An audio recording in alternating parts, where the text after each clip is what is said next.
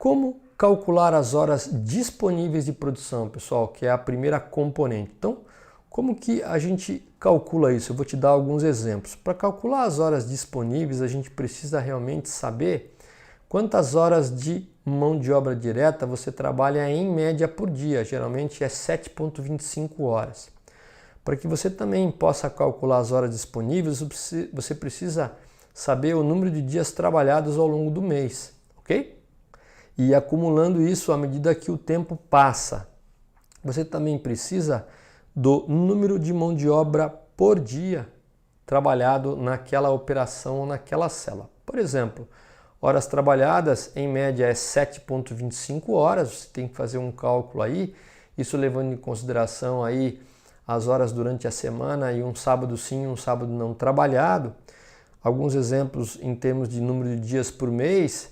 Você pode calcular a utilização no primeiro dia, você pode calcular a utilização após o segundo dia ou após o 10º dia ou no final do mês. Isso geralmente é feito dia a dia e você precisa saber exatamente quantas pessoas de mão de obra direta trabalham naquela célula ou naquela operação na qual você vai fazer o cálculo de horas disponíveis. Então está aqui algumas componentes dentro da componente de horas disponíveis de produção.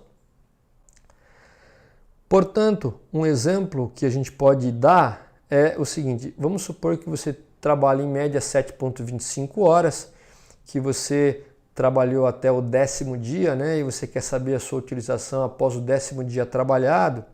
E nessa célula, vamos chamar ela de alfa, tem 8 operadores trabalhando em média por dia, né? Então você tem que saber exatamente quantas pessoas estão trabalhando para que você possa calcular as horas disponíveis.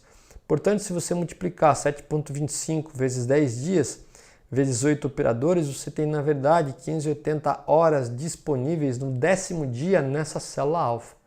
Então, está aí um exemplo didático de como você calcula as horas disponíveis a partir do momento que os dias vão se acumulando até o 10º dia. Como calcular, então, pessoal, as horas geradas de produção, que é a segunda componente? Então, vamos lá. Para que você possa calcular as horas geradas, é necessário que você saiba exatamente o volume produzido por dia, por part number, né, por tipo de peça e por operação ou por célula, se você contabiliza isso a partir do momento que você entrega as peças em relação aí ao seu estoque. Você precisa realmente dessa primeira componente. A segunda é o tempo de ciclo padrão por part number. Você tem que saber exatamente o tempo em segundos, minutos ou horas que você gasta para fazer uma peça. Lembrando que o tempo de ciclo, por conceito, é o tempo necessário para se fazer uma peça. Então vamos dar um exemplo aqui que você tem aí na célula alfa. Você produziu do part number A 1000 peças, do part number B 700 peças, do part number C 200 peças.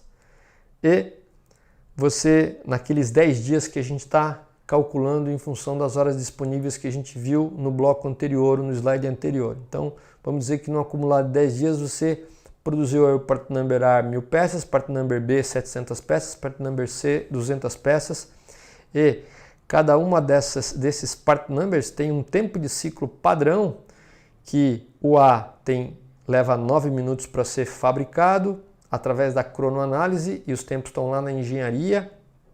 O tempo de ciclo do part number B são 12 minutos e do part number C 18 minutos. Então vamos ver como que é calculado as horas geradas de produção. Então nada mais é do que se você tem um produto A 1000 peças multiplicado pelo tempo padrão em minutos ou em horas já transformado, você gerou 150 horas. É quando eu multiplico a quantidade de peças produzidas ou a quantidade de unidades produzidas vezes o tempo padrão. Você pode ver que a peça B produzimos 700 unidades e o tempo padrão 0,20 horas ou 12 minutos. Então nós geramos 140 horas. E por final, o part number C, com 200 unidades, tempo de ciclo 18 minutos ou 0,30 horas, dando um total de 60 horas. Então, a gente produziu no final 1.900 peças, mais uma geração de horas de 350 peças. Então, está aí um exemplo de como você calcula. Então, no caso, nós calculamos a hora gerada na célula, a partir do momento que você entrega todas as peças no produto acabado.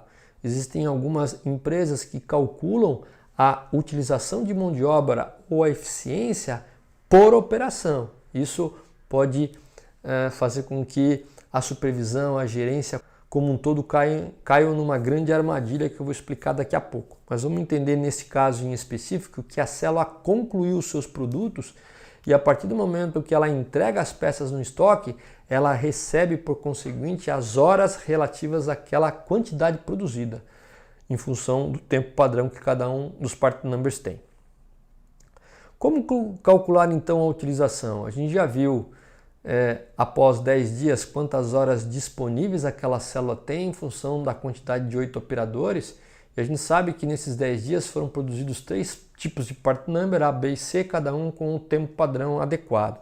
Então a utilização da mão de obra vai fazer com que a gente faça uma conta, um fatorial, onde o numerador, como nós já explicamos, é quantidade de horas geradas em produção versus a quantidade de horas disponíveis. Então, nessa situação, a gente tem o que? 350 horas geradas, que veio do cálculo do slide anterior, em relação às 1.900 peças, que a gente tem cada um dos volumes e cada um dos tempos padrão, sobre o que? A quantidade de horas disponíveis de 8 operadores, multiplicado por 7,25 de horas em média que eles trabalham por turno. Então, daria aqui uma utilização de 60,3. Então, ou seja, das 580 horas disponíveis, você está aproveitando em termos de transformação de peças entregas ao estoque apenas 350. Portanto, você tem uma eficiência de mão de obra de 60,3. Diga-se de passagem, quanto maior a utilização de mão de obra, teoricamente, a controladoria entende que você está aproveitando melhor em relação às horas que você paga o trabalhador. Portanto, quanto maior a quantidade de horas geradas, maior vai ser a utilização de mão de obra. Você pode notar que aí as horas geradas, como você só fez 350, você acabou tendo uma eficiência de apenas 60,3%. Vamos pegar aqui uma outra situação, na qual você tem aí uma quantidade a mais de horas geradas, ou seja, você, em função das horas disponíveis, conseguiu produzir mais. A tua célula foi mais eficiente, a tua mão de obra foi mais eficiente. Então, teoricamente, a tua utilização já subiu para 75,4. O mesmo quando você produz ainda um pouco mais, com a mesma quantidade de operadores, gerando um pouco mais de produção e, consequentemente, um pouco mais de horas, levando aí a tua geração de horas para 545 sobre 580, daí uma utilização de 94%.